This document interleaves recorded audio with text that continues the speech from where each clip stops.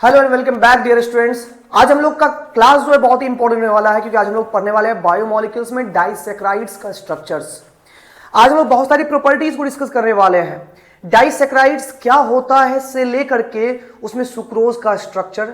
आपने definitely NCERT में देखा होगा, आपको समझ में नहीं आया कि हमने फ्रुक्टोज क्या पढ़ा था, क्या लिखा हुआ यहाँ पर है। उन सारे सवालों के जवाब आज हम लोग यहाँ पर क्लियर करने वाले हैं कि डाइसैकेराइड में सुक्रोज का स्ट्रक्चर कैसे बनता है। एनसीईआरटी में जो लिखा हुआ है वो आपको समझ में क्यों नहीं आ रहा है। साथ ही साथ आज हम लोग पढ़ेंगे रिड्यूसिंग नेचर ट्रिक, मतलब कि सुक्रोज रिड्यूसिंग नहीं होता है, ग्लूकोज और फ्रुक्टोज रिड्यूसिंग होते हैं। ये कैसे हम समझ सकते हैं कि कोई शुगर रिड्यूसिंग होगा, कोई शुगर नहीं होगा, कब ऐसा होगा, आज उसके बारे में हम लोग ऐसा सिंपल यहां बताएंगे आपको कि आपको कभी वो दिमाग से नहीं निकलेगा, डेफिनेटली हमेशा याद रहेगा वो चीज आपके लिए। फिर पढ़ेंगे लास्ट में इनवर्ट शुगर क्या होता है, हमारा सुक्रोज इनवर्ट शुगर में क्यों आता है। तो ये आज का हमारा बेसिक सा थीम है। डाइसैकेराइड्स में हम लोग सुक्रोज, माल्टोज, लैक्टोज के स्ट्रक्चर करने वाले हैं, जिसमें इस वीडियो में हम लोग सुक्रोज के स्ट्रक्चर को डील करेंगे। अगर आप लोग माल्टोज या लैक्टोज के लिए आए हैं तो आप लोग अगले वीडियो में जाइए, अगले वीडियो में आप लोग को ये डील किया जाएगा। ठीक है, तो ध्यान से सुनिएगा। सबसे पहली बात है डाइसैकेराइड क्या होता है। तो डाइसैकेराइड वैसे कार्बोहाइड्रेट्स होते हैं जो दो मोनोसैकेराइड के यूनिट से बना होता है, या यूं कह दे डाइसैकेराइड वे कार्बोहाइड्रेट्स हैं जिनका हाइड्रोलाइसिस करने पर वो दो मोनोसैकेराइड्स के यूनिट हमें दे देते हैं। मींस डाइसैकेराइड यहां पर वो होगा जिसमें कि दो मोनोसैकेराइड होंगे, एक मोनोसैकेराइड 1, एक मोनोसैकेराइड 2। जब दो मोनोसैकेराइड के मॉलिक्यूल आपस में मिलते हैं तो क्या बन जाता है, वो डाइसैकेराइड का मॉलिक्यूल्स बन जाता है। और डाइसैकेराइड के हाइड्रोलाइसिस पर भी हमें जो प्राप्त होता है वो दो मोनोसैकेराइड्स के मॉलिक्यूल प्राप्त होते हैं। तो आइए हम लोग आज सुक्रोज के स्ट्रक्चर शुरुआत करते हैं। सुक्रोज हमारा डाइसैकेराइड मॉलिक्यूल है। क्यों? क्योंकि सुक्रोज के हाइड्रोलाइसिस, एसिडिक हाइड्रोलाइसिस करने पर सुक्रोज जो है वो डिकम्पोज होता है ग्लूकोज और फ्रुक्टोज में। आपने क्लास 10 से ही पढ़ा होगा, सुक्रोज जब टूटता है तो ग्लूकोज और क्या बनता है, फ्रुक्टोज बनता है। आज हम लोग डीपली स्टडी करने वाले हैं इस चैप्टर में। क्लास 10 में तो आपने बस पढ़ा होगा कि सुक्रोज टूटा तो ग्लूकोज मिला और फ्रुक्टोज मिला। यहां हम लोग डिटेल में इन बातों को समझेंगे। तो डियर स्टूडेंट्स, आप लोग इस वीडियो में अंत तक बने रहें। और आप लोग अगर अभी तक जो है ग्लूकोज और फ्रुक्टोज के स्ट्रक्चर का वीडियो नहीं देखे हैं तो डेफिनेटली वो पहले देख करके आए, क्योंकि उसके बाद ही यहां पर ये वीडियो आपको समझ में आएगी। ठीक है, चलिए हम लोग यहां शुरुआत करते हैं सुक्रोज के स्ट्रक्चर से। तो आपने पहले क्लास में ग्लूकोज और फ्रुक्टोज के सारे स्ट्रक्चर्स, जैसे कि आपने open chain structure, cyclic structure, Howarth structure आपने यहां पर देखा है। ठीक है, तो आपने वहां पर ग्लूकोज के दो टाइप कोई पढ़ा होगा, alpha D glucose, beta D glucose. ऐसे ही आप लोग फ्रुक्टोज भी पढ़े होंगे, अल्फा डी फ्रुक्टोज और बीटा डी फ्रुक्टोज के बारे में पढ़े होंगे। तो बेसिकली अभी तक क्लास 10 में आप लोग क्या पढ़े हैं, क्लास 10 में पढ़े कि सर सुक्रोज का फॉर्मूला क्या होता है, C12H22OL11। अब सर सुक्रोज के हाइड्रोलाइसिस से क्या मिलता है। तो प्यारे बच्चों, सुक्रोज का जब एसिडिक मीडियम में हाइड्रोलाइसिस होता है तो हम इसको H3O+ डायरेक्ट लिख सकते हैं। ठीक है ना, कि जब एसिडिक मीडियम में सुक्रोज का हाइड्रोलाइसिस होता है तो आपने पढ़ा होगा सर एक यूनिट मिलता है ग्लूकोज का और एक यूनिट क्या मिलता है हमें, फ्रुक्टोज का मिलता है। एक यूनिट फ्रुक्टोज मिलता है, एक यूनिट ग्लूकोज मिलता है। यहां डीप स्टडी ये है कि यहां जो ग्लूकोज मिलता है वो होता है अल्फा डी ग्लूकोज और जो फ्रुक्टोज मिलता है वो होता है बीटा डी फ्रुक्टोज। ये दो बातें हैं कि एक्सपेरिमेंटली ये पाया गया है कि जब ग्लूकोज डिकम्पोज करता है तो ग्लूकोज की डिकम्पोजिशन से यहां पर एसिडिक हाइड्रोलाइसिस से हमें जो मिलते हैं वो एक यूनिट मिलता है अल्फा डी ग्लूकोज का और एक यूनिट मिलता है किसका, बीटा डी फ्रुक्टोज का। तो यहीं से आप यूं समझ लीजिए कि जब अल्फा डी ग्लूकोज और बीटा डी फ्रुक्टोज आपस में कंडेंस करते हैं तो हमें क्या मिलता है, सुक्रोज मिल जाता है। यानी कि इन दोनों के कंडेंसेशन फॉर्म से ही हमें क्या मिलता है, सुक्रोज मिल जाता है। ठीक है, तो इसी बातों को लेकर के हम लोग यहां पर सुक्रोज के स्ट्रक्चर को बनाएंगे और यहां पर डिटेल में आप लोग को दिखाएंगे भी कि आप लोग एनसीईआरटी में कैसे नहीं पढ़ पा रहे थे। तो सबसे पहली बच्चा कि यहां पर आप लोग पढ़ लिया है ना अल्फा डी ग्लूकोज क्या होता है, बीटा डी फ्रुक्टोज क्या होता है, तो आपने इसके स्ट्रक्चर को भी देखा होगा। चलिए यहां पर हम लोग शुरुआत करते हैं। सबसे पहले बनाते हैं अल्फा डी ग्लूकोज का स्ट्रक्चर। ध्यान से समझिएगा, अल्फा डी ग्लूकोज के स्ट्रक्चर में क्या था कि हमारे पास ग्लूकोज में क्या होता है, छह मेंबर रिंग होता है, जिसमें कि एक ऑक्सीजन होता है, बाद की क्या होते हैं, कार्बन होते हैं। 6 मेंबर रिंग है ये टोटल, 5 कार्बन है, 1 ऑक्सीजन है। सभी में यहाँ वर्टिकल हम लोग यहाँ पर लाइंस डालते हैं, वर्टिकल हम लोग यहाँ बॉन्ड डालते हैं, आप लोग ही जानते हैं ये बात। अब HOH का प्लेसमेंट में HOH की प्लेसमेंट में बात करें तो आप लोग पढ़े कि अल्फा डी ग्लूकोज है, मतलब पहला कार्बन जो होगा, पहला OH जो होगा वो तो राइट साइड में होगा। साइकिल में राइट साइड यानी इनसाइड द साइकिल होगा, और राइट साइड का मतलब होगा कि यहां पर नीचे में होगा पहला OH। तो यानी कि पहला OH हमारा कहां पर है, तो पहला OH हमारा नीचे में है, दूसरा OH भी नीचे में होता है। स्पेशल केस में होता है ये तीसरा कार्बन, जिसका OH कहां होता है, ऊपर होता है, ये भी नीचे में है। और यहां पर जो हैवी ग्रुप है CH2OH वो ऊपर में रहेंगे, बाद बाकी ये H सब जगह पर इस तरह से लिखा हुआ रहेगा।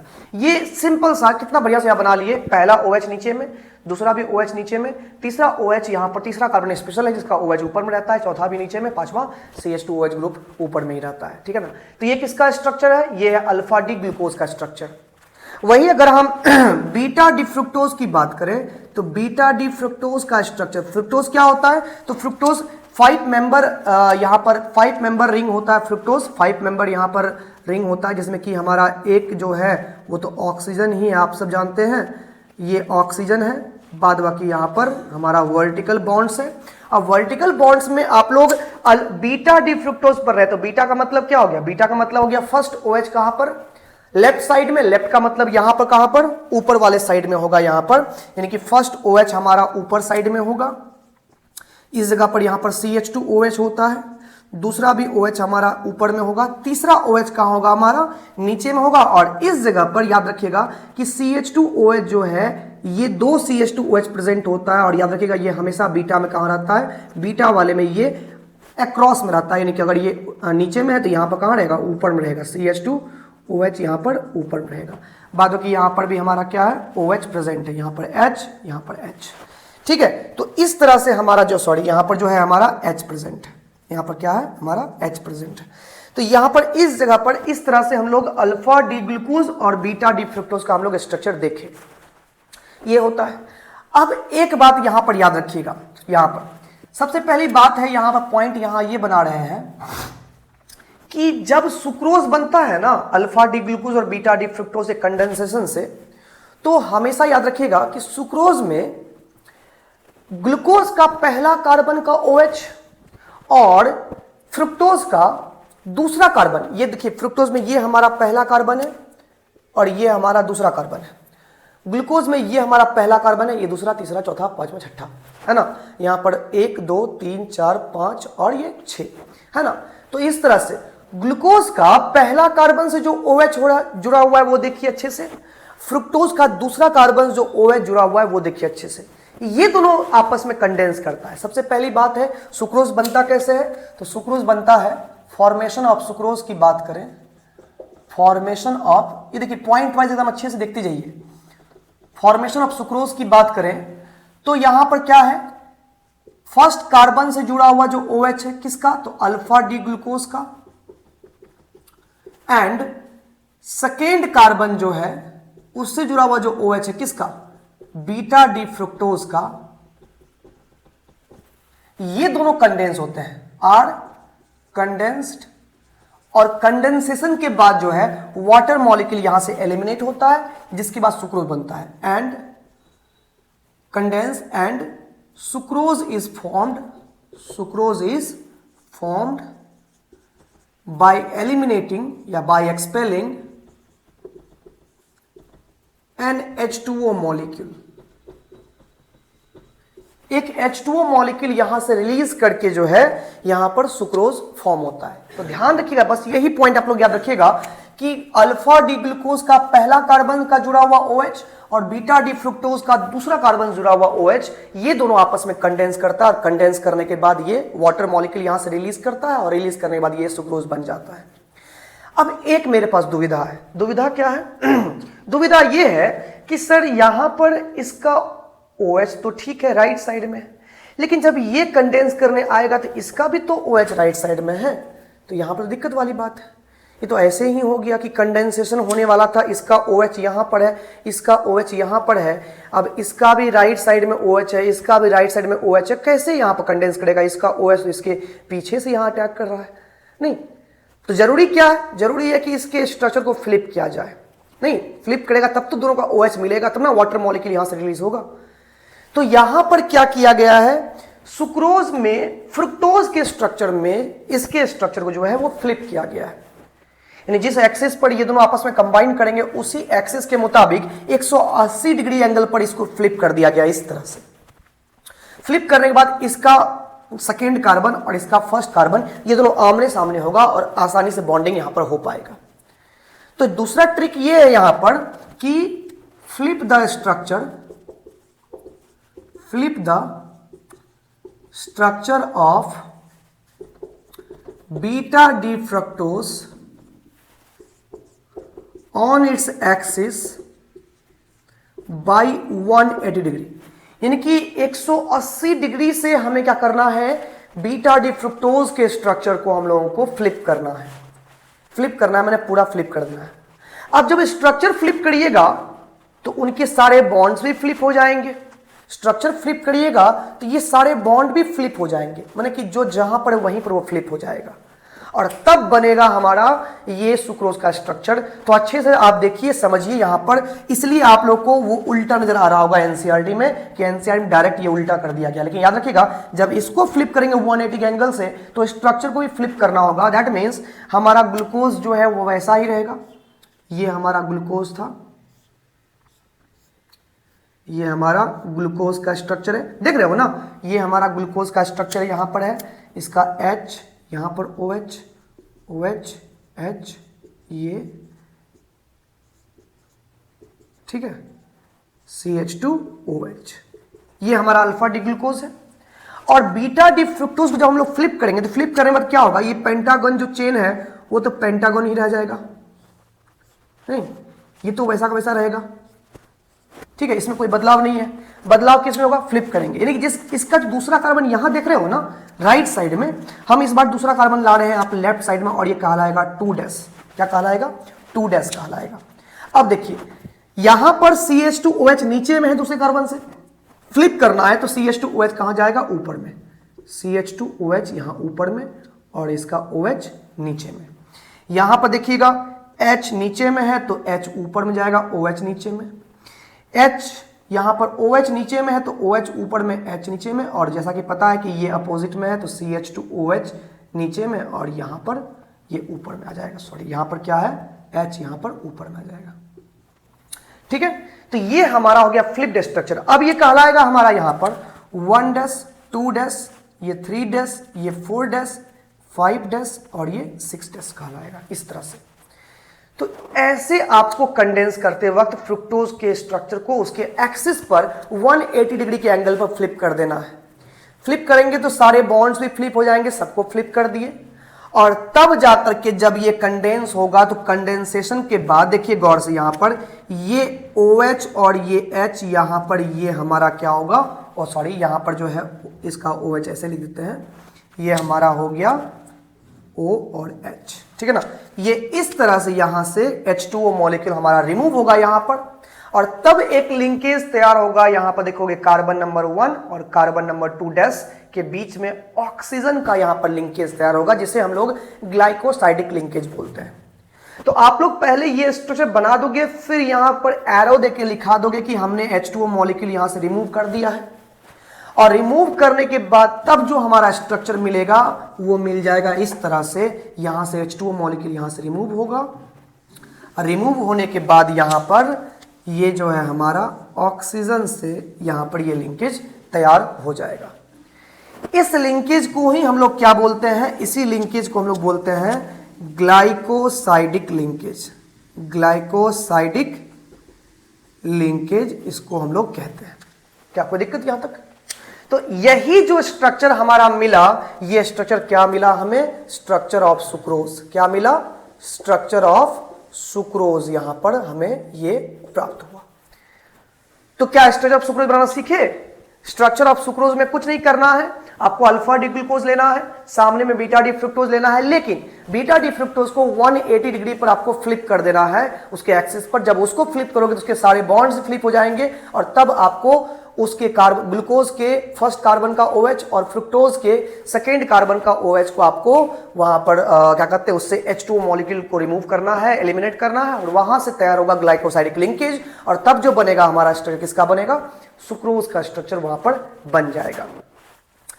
बहुत बढ़िया, समझ में आ गया ना, समझ में आ गया। ये एनसीईआरटी से ये पॉइंट क्लियर हुआ ना, एनसीईआरटी में समझ में नहीं आ रहा होगा तो यहां से क्लियर हो गया ना, यहां से क्लियर हो गया तो जरूर है कि अपने दोस्तों को जरूर शेयर करो इस वीडियो को, ताकि जो है खत्म नहीं हुआ वीडियो लेकिन शेयर कर दो अभी, ताकि उनके भी डाउट्स क्लियर हो और वो आपको धन्यवाद बोले, ठीक है। और डेफिनेटली यहां पर ये है कि अगर कोई दिक्कत अभी भी रहा तो कमेंट में जरूर बताना, ठीक है। तो पहला तैयार हो गया हमारा स्ट्रक्चर ऑफ फ्रुक्टोज, आप भी इसका स्क्रीनशॉट ले लीजिए यहां से। अब यहां पर क्या है कि हम लोगों को अगला पॉइंट देखना है रिड्यूसिंग और नॉन रिड्यूसिंग की बात, कि रिड्यूसिंग कब होता है, नॉन रिड्यूसिंग कब होता है, हमारा सुक्रोज क्या है, यहां पर इन सब के बारे में जानना है। कोई दिक्कत, स्क्रीनशॉट से ले लिया ना। अब देखिए यहां पर आगे बढ़ते हैं। तो सबसे पहले बात है यहां पर कि कैसे समझेंगे कौन सा शुगर रिड्यूसिंग होगा, कौन नॉन रिड्यूसिंग होगा, ठीक है। और तब जानेंगे कि हमारा ग्लूकोज फ्रुक्टोज ये जो है किस टाइप में आता है। चलिए यहां पर ध्यान सुनिए। यहां पर सबसे पहली बात है, अगर हम रिड्यूसिंग शुगर की बात करें, रिड्यूसिंग शुगर की बात करें तो ये वे शुगर होते हैं जो टॉलेंस रिएजेंट, बेनेडिक्ट्स रिएजेंट्स, ठीक है, टॉलेंस रिएजेंट, बेनेडिक्ट्स रिएजेंट, इसके बारे में अगर बात नहीं किए होंगे तो फिर हम किसी नेक्स्ट वीडियो में जरूर करेंगे, एल्डिहाइड कीटोन में जरूर करेंगे इसका चर्चा, ठीक है। या फेहलिंग सॉल्यूशन, अगर इन तीनों को कोई रिड्यूस कर दे तो उसे ही क्या बोलते हैं हम लोग, रिड्यूसिंग शुगर बोलते हैं। अगर ये तीनों को रिड्यूस कर दे तो उसे क्या बोलते हैं हम लोग, रिड्यूसिंग शुगर बोलते हैं। अब सवाल नंबर 2, सर ये तीनों को कौन रिड्यूस करेगा? तो तीनों को दो तरह के कंपाउंड रिड्यूस कर पाएंगे। पहला होता है हेमी एसिटल और दूसरा होता है हेमी कीटल। जो कंपाउंड इन दोनों की श्रेणी में आ गए वही कंपाउंड जो है इनको रिड्यूस कर पाएंगे, मतलब कि यही जो है हमारा रिड्यूसिंग नेचर का कहलाएगा। तीसरा सवाल, सर हेमी एसिटल क्या होता है और हेमी कीटल क्या होता है? तो ध्यान सुनिएगा, अगर कोई कंपाउंड में, कोई कार्बोहाइड्रेट में अगर हमारे पास ऐसा कार्बन हो एक, जिस कार्बन से एक साइड OH जुड़ा हुआ हो, एक साइड ईथर का ग्रुप जुड़ा हुआ हो और एक साइड हाइड्रोजन जुड़ा हुआ हो, यानी एक ही कार्बन से ये तीनों चीज जुड़ा हुआ हो, OH भी, ईथर भी और हाइड्रोजन भी, नहीं तो लिख लीजिए आप OH ग्रुप, ईथर ग्रुप और हाइड्रोजन ग्रुप, जिस अगर एक ही कार्बन से कंपाउंड में जुड़ा हुआ है तो वो कंपाउंड हेमी एसिटल कहलाएगा। और अगर कार्बन से एक OH ग्रुप जुड़ा हुआ है, एक ईथर ग्रुप जुड़ा हुआ है और एक हमारा अल्काइल ग्रुप यानी कार्बन चेन कोई भी जुड़ा हुआ रहे, कोई कार्बन वहां से जुड़ा हुआ रहे, तो ऐसे ही कंपाउंड हेमी कीटल कहलाते हैं। क्या कहलाते हैं? ऐसे ही कंपाउंड हेमी कीटल कहलाते हैं। क्या ये भी समझ में आया? ठीक है, यानी आपको ढूंढना है कंपाउंड में कि ऐसा कोई कार्बन है जिसमें OH यानी कि OH ईथर और H या फिर OH ईथर और R ग्रुप लगा हुआ है। अगर ये लगा हुआ है तो वो हेमी एसिटल और हेमी कीटल है, और अगर ये पहचान लिए तो आप तुरंत तय कर पाइए कि वो कैसा होगा, रिड्यूसिंग होगा। अगर वो नहीं है तो वो कैसा होगा, नॉन रिड्यूसिंग होगा। जरा देखिए यहां पर ग्लूकोज की बात करते हैं।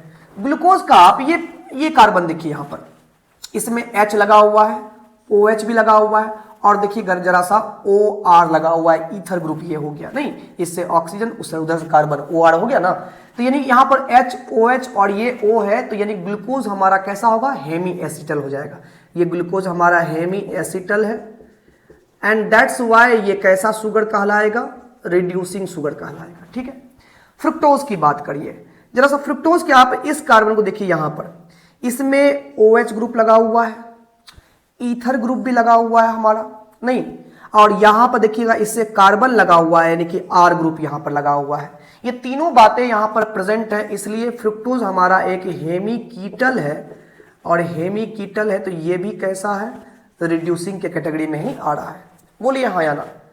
लेकिन जरा सुक्रोज में आप देखिए, सुक्रोज में आप कोई भी कार्बन लीजिए, मान लीजिए यही कार्बन लेते हैं हम सुक्रोज में, इसमें H तो लगा हुआ है, इसमें ईथर भी लगा हुआ है, लेकिन कोई OH ग्रुप है इसमें क्या, OH नहीं है, क्योंकि आपने इसका OH वाटर मॉलिक्यूल में रिमूव कर दिया है, कंडेंसेशन में इसका OH ही आपने गायब कर दिया। और जब OH ही नहीं रहेगा तो ना तो वो हेमी एसिटल है ना तो वो हेमिकीटल है, और जब दोनों में से कुछ भी नहीं है तो हमारा सुक्रोज कैसा हो जाएगा, नॉन रिड्यूसिंग हो जाएगा। यहां पर क्या है, OH ग्रुप जो है हमारा इज एब्सेंट, दैट्स व्हाई ये ना तो नाइदर हेमी एसिटल है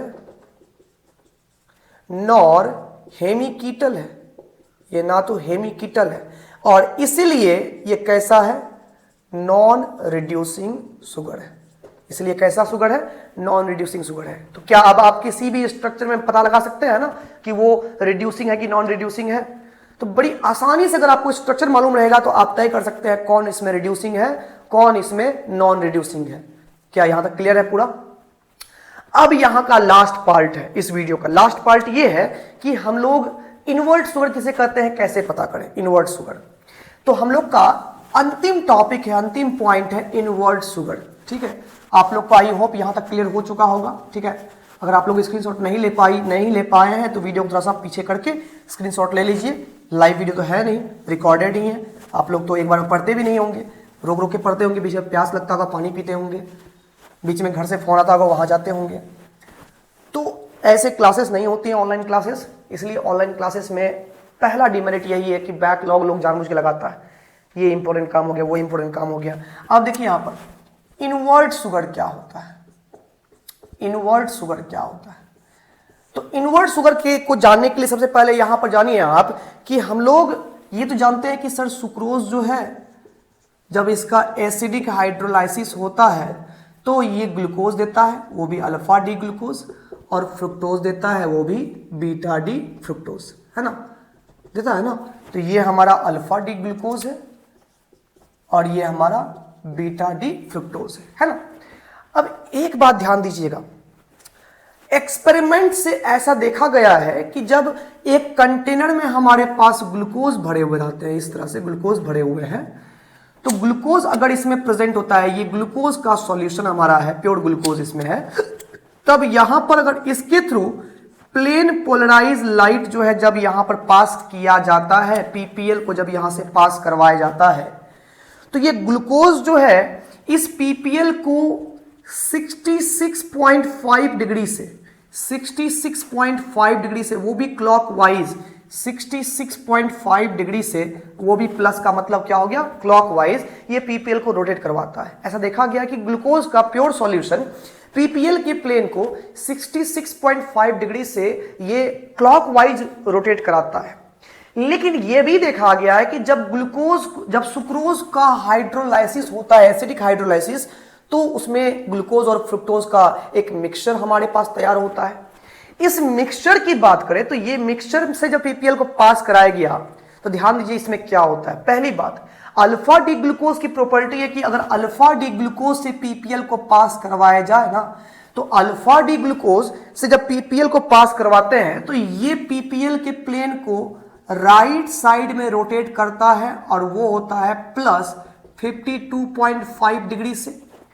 और जब बीटा डी फ्रुक्टोज में पर्सनली अगर ये प्योर हमारे पास हो कंटेनर में, इससे पीपीएल को पास कराया जाए तो ये पीपीएल पास करने के बाद जो है ना, ये लेफ्ट साइड में यानी एंटी क्लॉकवाइज डायरेक्शन में 92 डिग्री का रोटेशन दिखाता है। तो ये -92 डिग्री यहां पर लिखाए हुए है, ये फ्रुक्टोज की पहचान है। यानी कि ग्लूकोज का अल्फा डी ग्लूकोज से पीपीएल प्लस 52.5 डिग्री से रोटेट करता है, जबकि बीटा डी फ्रुक्टोज से -92 डिग्री पर ये रोटेट करता है। आप जरा देखिए, प्योर ग्लूकोज सुक्रोज मेरे पास था तो उसका 66.5 डिग्री क्लॉकवाइज रोटेशन था पीपीएल का, लेकिन जैसे ही आप इसका हाइड्रोलाइसिस किए तो एक चाहेगा क्या 52.5 डिग्री से पीपीएल राइट साइड रोटेट कर जाए क्लॉकवाइज, दूसरा क्या करेगा, दूसरा चाहेगा कि नहीं पीपीएल जो है 92 डिग्री से लेफ्ट साइड रोटेट कर जाए। तो रिजल्टिंग यहां दो फोर्स काम कर रहा है, एक 52.5 डिग्री क्लॉकवाइज, एक 92 डिग्री एंटी क्लॉकवाइज। तो जीतेगा कौन? जिसका मान ज्यादा होगा, यानी प्लस 52.5 माइनस 92 डिग्री, लगभग कितना जाएगा? माइनस 39.5 डिग्री, वो भी किस में? निगेटिव में हो जाएगा।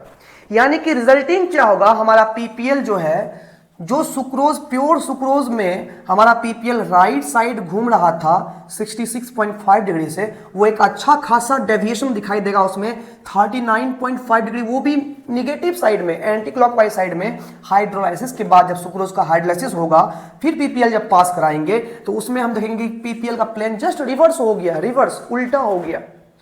इसी को बोलते हैं इन्वर्टेड शुगर। क्या बोलते हैं? Inverted sugar. इन्वर्टेड का मतलब क्या होता है? उल्टा।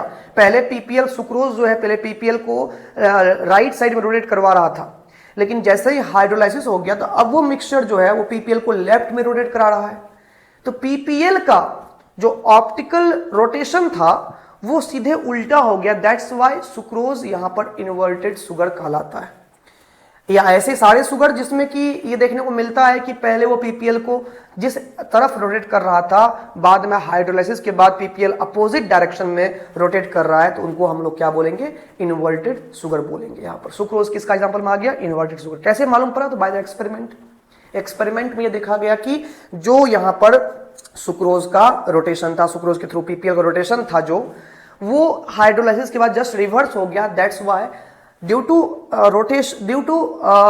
इन्वर्जन इन रोटेशन, है ना, और PPL plane, the sucrose is called inverted sugar. यहां पर सुक्रोज को इन्वर्टेड शुगर इसलिए बोलते हैं। तो आई होप आपको आज का वीडियो में 3 चीजें क्लियर हो गई होगी। एक तो सुक्रोज का स्ट्रक्चर क्या होता है, कैसे बनता है स्ट्रक्चर, कैसे समझें स्ट्रक्चर को हम लोग, ठीक है। एनसीईआरटी में जो उल्टा पुल्टा दिया हुआ था, मान लीजिए उल्टा नहीं, एनसीईआरटी से आप लोग समझ नहीं पा रहे थे कि कैसे हो गया। फ्रुक्टोज का स्ट्रक्चर एनसीईआरटी में ही ये लिखा हुआ है, लेकिन सुक्रोज की फॉर्मेशन समय एनसीईआरटी में कैसे उसका स्ट्रक्चर बदल गया, तो वो आपको समझ में आ गया होगा। दूसरी बात ये हो गई कि रिड्यूसिंग नॉन रिड्यूसिंग ट्रिक जो है वो आपको समझ में आ गया। तीसरी बात ये है कि इन्वर्टेड शुगर क्या होता है, वो भी आपको इस वीडियो में समझ में आ गया।